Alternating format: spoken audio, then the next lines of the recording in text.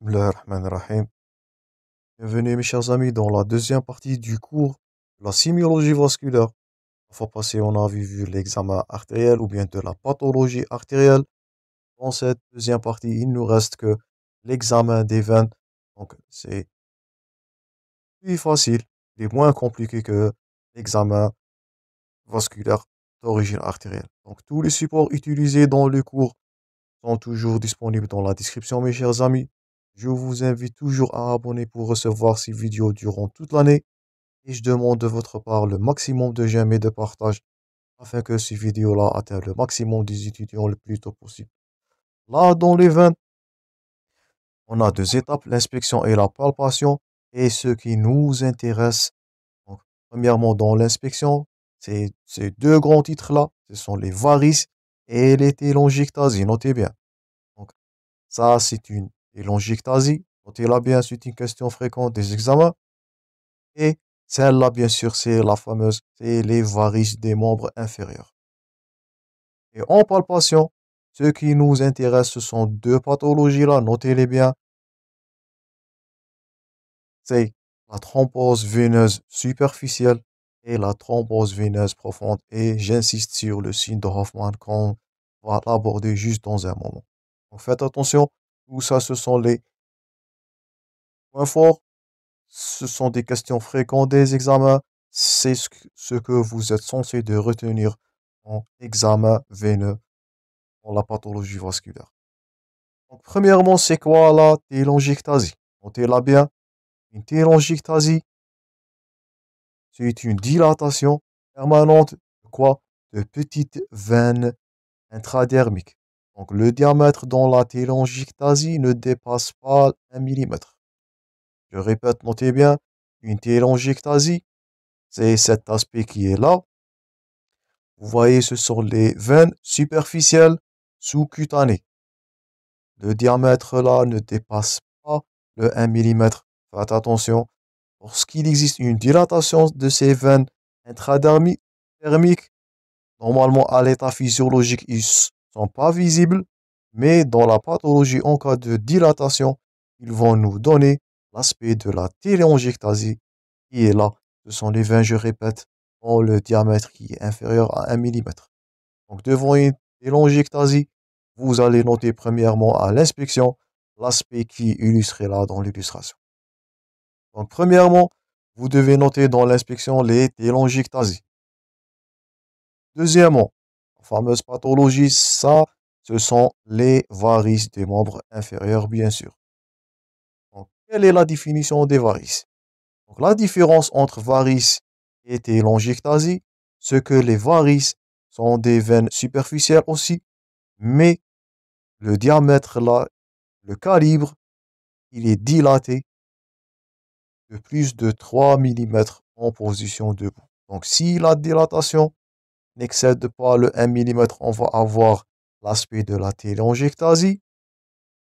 Mais si les téguments ou bien les veines superficielles sous-cutanées vont devenir dilatées de plus de 3 mm en position debout, là on est devant l'aspect d'une varice. Donc faites attention, ça c'est le diamètre qui va jouer sur les deux aspects-là.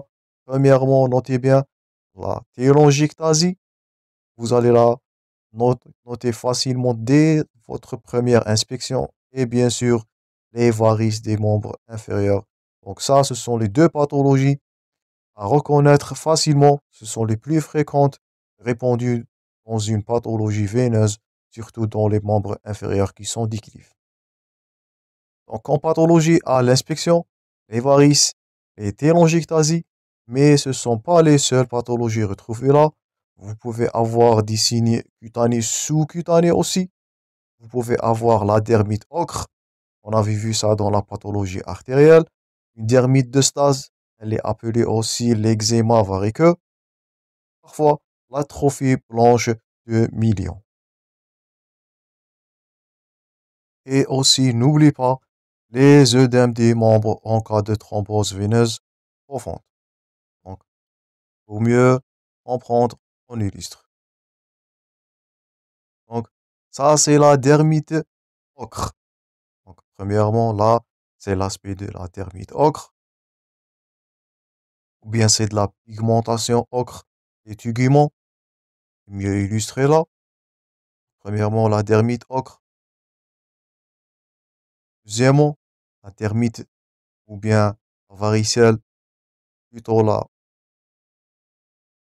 dermite de Stase, ou bien l'eczéma variqueux. Donc, ça, ce sont la pathologie là qui est due à un trouble veineux du retour. Elle va se manifester là. Ça, c'est de l'eczéma variqueux. Et on n'oublie pas dernièrement l'atrophie blanche de Milan. Tout ça, ça c'est de l'aspect de l'atrophie blanche de Milan. C'est une insuffisance veineuse. Donc en association aussi, vous n'oubliez pas la téléctasie et les varices. Donc tout ça, ce sont des pathologies à rechercher devant votre inspection de la paroi ou bien des tuguments. Et en cas bien sûr de thrombose veineuse profonde, vous allez noter l'œdème et la douleur du membre inférieur. On va l'aborder juste dans un moment. Donc, en pathologie là, dans votre inspection, notez bien. Donc, premièrement, vous pouvez déceler la télangiectasie. Je vous invite à prendre note. Ce sont des questions fréquentes des examens, bien sûr. Télangiectasie, la dilatation des veines au-delà inférieur de 1 millimètre. Les varices des membres inférieurs, une dilatation qui est supérieure à 3 millimètres. Et vous pouvez noter aussi des pathologies, donc, sont pas trop fréquentes, mais il peut s'agir premièrement de la dermite ocre, là, ou bien de l'eczéma variqueux, c'est cet aspect qui est là, ou bien de l'atrophie blanche de Milan. Tout ça, ce sont des insuffisances et des pathologies veineuses. En cas de thrombose veineuse profonde, ça c'est facile à diagnostiquer. Vous allez noter dans votre inspection de l'œdème et la douleur qui est unilatérale, qui va témoigner d'une thrombose veineuse profonde. Donc j'espère que vous avez noté l'étape de l'inspection. J'espère que vous allez savoir est-ce que ce que vous êtes en train de chercher dans votre examen clinique veineux. Donc en retour.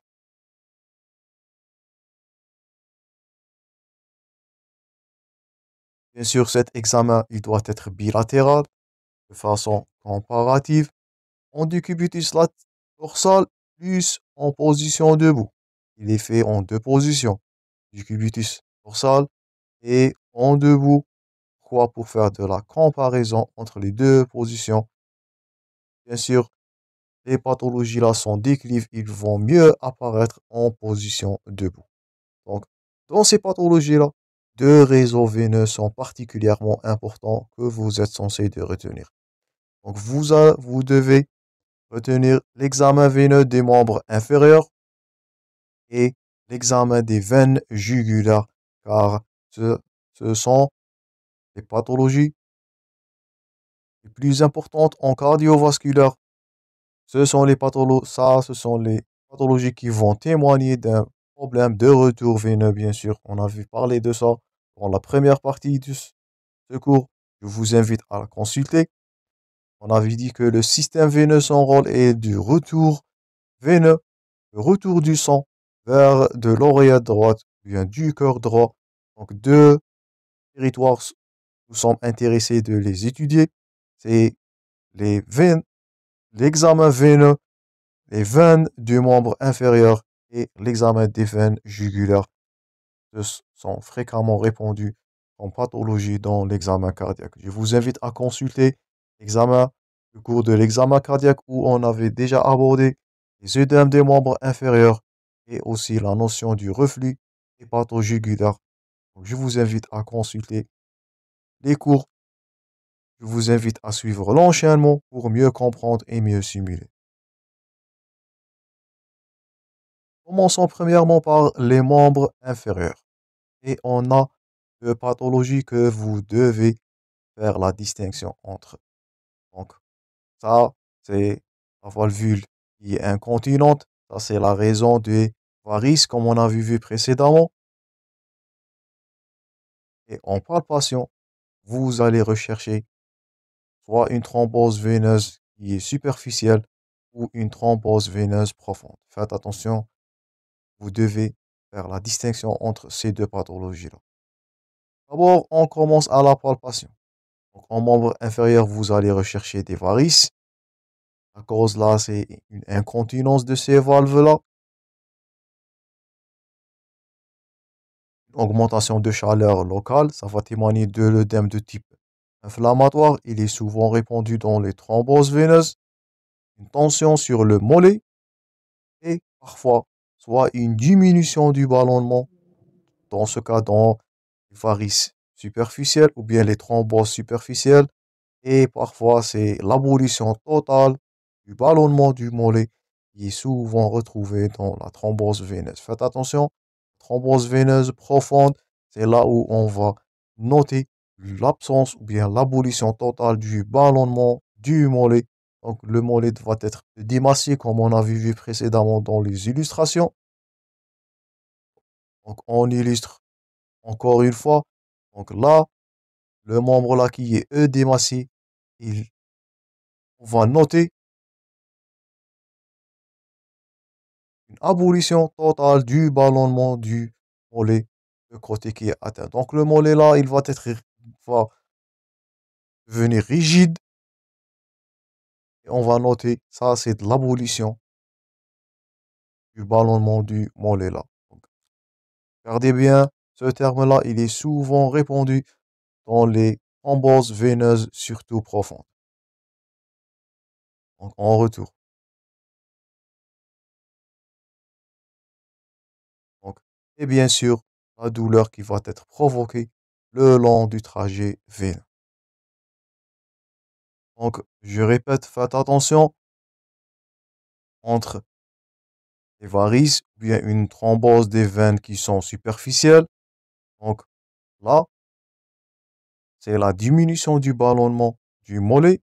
Mais dans les thromboses veineuses profondes, notez bien, il existe une perte totale du ballonnement du mollet. Et ça, ce qui va caractériser les thromboses veineuses profondes. Donc, dans les thromboses veineuses profondes, on a un œdème unilatéral du membre, la douleur, rougeur et chaleur, ça va témoigner. Ça, c'est des caractéristiques de l'œdème inflammatoire. Par contre, l'œdème d'origine cardiaque. Et ce qui va caractériser, ça, ce que vous devez retenir en ce cours-là, c'est la perte du ballonnement du mollet et le signe de Romans. Donc, faites attention, vous devez être, donc, comme compétence, vous devez faire la différence entre une thrombose veineuse superficielle, c'est ce cas-là.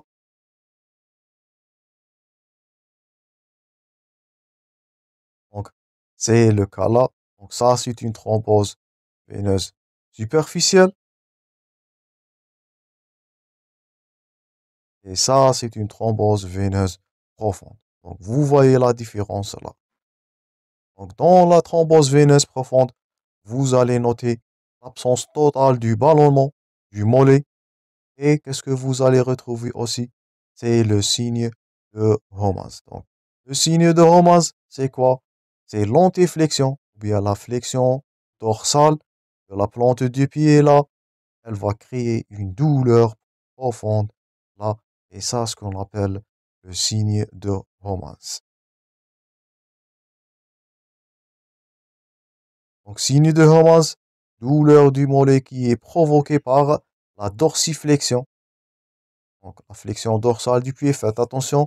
La dorsiflexion, pas dentiflexion là, elle va provoquer une douleur profonde du mollet, avec l'aspect du mollet là qui va être démassé, avec une perte totale du ballonnement du mollet. Tout ça, ça va caractériser la thrombose veineuse profonde. Donc, faites attention, ça c'est une thrombose veineuse superficielle. Là, lorsque le ballonnement est aboli totalement avec un signe de Romans qui est positif. Donc là, vous êtes devant une thrombose veineuse profonde et ce sont des urgences graves. Donc, dans les territoires des membres inférieurs, vous devez être capable de diagnostiquer une thrombose veineuse superficielle et surtout la thrombose veineuses profondes. Ce sont des urgences, comme je vous ai dit. Dernier titre, en pathologie, deuxièmement, le deuxième territoire, c'est le territoire de veines jugulaires. Donc ça, c'est les veines jugulaires qui sont turgescentes. On a abordé ça dans le cours de l'examen cardiaque. Donc vous devez rechercher une turgescence des veines jugulaires. Elle est souvent retrouvée dans l'insuffisance cardiaque droite. Je vous invite à consulter le cours ou l'examen cardiaque où on a abordé le signe de du reflux hépato-jugulaire. Et parfois, il peut être ce signe-là, cette turgescence, elle va témoigner d'une péricardite constrictive. Et on va aborder ça dans le cours des douleurs thoraciques. Donc, ça, ce sont des veines jugulaires qui sont turgescentes. Spontanément, sans aucune manœuvre, ils vont témoigner soit d'une insuffisance ventriculaire droite et ou bien d'une péricardite qui est constrictive. Donc, ça, c'est tous les points forts que vous devez retenir dans l'examen des veines. Faites attention aux télangiectasies et des varices. Faites attention au signe de Romans qui est positif. Vous devez être capable de faire la différence entre une thrombose veineuse superficielle, comme c'est le cas là avec une thrombose veineuse profonde. Et faites attention dans votre palpation. N'oubliez pas de faire de la palpation des veines jugulaires. Il peut s'agir là d'une insuffisance cardiaque droite, comme on a vu dans le cours examen cardiaque, ou bien une péricardite constrictive qui est une urgence vitale là, une urgence thoracique. Donc ça, c'est tout pour ce cours-là. Je vous remercie pour votre attention, mes chers amis. Je vous rencontrerai dans la suite du cours en sémiologie. N'oubliez pas d'abonner pour recevoir ces vidéos durant toute l'année. Je vous demande de votre part le maximum de j'aime et de partage afin que ces vidéos atteignent le maximum le plus tôt possible. Bon courage, mes chers amis, et à la prochaine.